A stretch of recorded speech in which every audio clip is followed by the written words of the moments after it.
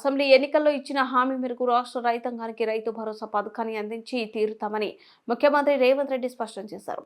ఈ విషయంలో ఎలాంటి సందేహాలు అవసరం లేదన్నారు. సంక్రాంతి తర్వాత రైతుల ఖాతాలో భరోసా సొమ్మును జమ చేస్తామని తెలిపారు. ఈ పథకం అమలుకు సంబంధించి విధి విధానాలను ఖరారు చేసేందుకు ఇప్పటికే మంత్రివర్గ ఉపసంఘాన్ని నియమించామని గుర్తు చేశారు.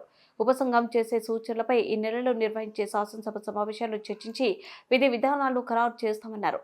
సోనియా గాంధీ గ్యారంటీగా చెబుతున్నానని ఈ విషయంలో ఏ మరిచూరులు వచ్చి అబద్ధాలు చెప్పినా నమ్మొద్దన్నారు. జూబ్లీహిల్స్లోని తన నివాసంలో నిర్వహించిన విలేకరుల సమావేశంలో సీఎం మాట్లాడారు. అధికారంలోకి వచ్చినంబడే వాస్తవ పరిస్థితులను ప్రజలకు వివరించడం ద్వారా వాస్తవ పరిస్థితులను అంచనా వేసుకొని ప్రభుత్వాన్ని నడపాలన్న ఆలోచనతోని వివరించడం. ఆ వివరాల ప్రకారము 7 లక్షల కోట్ల రూపాయలు తెలంగాణ రాష్ట్రం మీద అప్పులను చంద్రశేఖరరావు గారు మోపినరు.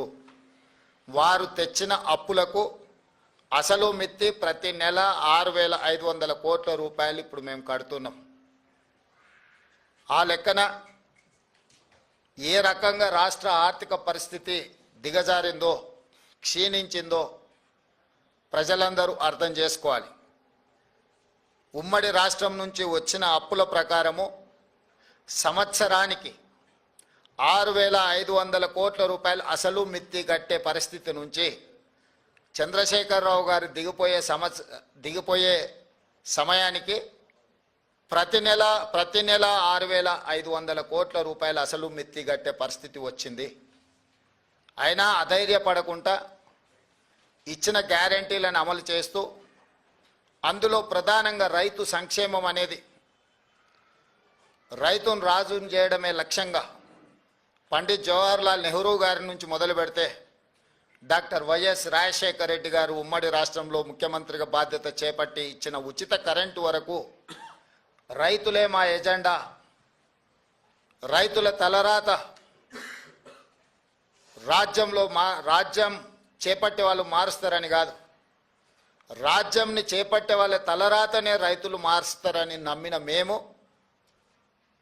రైతులకు సాగునీటి ప్రాజెక్టులు కావచ్చు, హరిత విప్లవం కావచ్చు, అదేవిధంగా ఉచిత విద్యుత్తు కావచ్చు, సబ్సిడీలో ఎరువులు కావచ్చు, కనీసం మద్దతు ధర పండించిన పంటకు కావచ్చు, ఈ విధంగా చెప్పుకుంటూ వెళ్తే ఏది చేసినా కూడా ఆహార భద్రత చట్టం కావచ్చు, ఉపాధి హామీ పథకం కావచ్చు, ఇవన్నీ కూడా రైతు కూలీలను దృష్టిలో పెట్టుకొని చట్టబద్ధత కల్పించి రైతులను ఆదుకునే ప్రయత్నము నెహ్రూ గారి నుంచి మొదలు పెడితే రాజశేఖర రెడ్డి వరకు ఇది కాంగ్రెస్ పార్టీ చేపట్టిన గొప్ప సమూలమైన మార్పులు.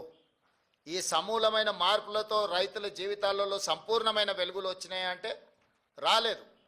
అకాల వర్షాలు కావచ్చు, కరువులు కావచ్చు, మధ్యలో వచ్చిన పాలకుల నిర్లక్ష్యం కావచ్చు, రైతులు చాలా కష్టాలల్లో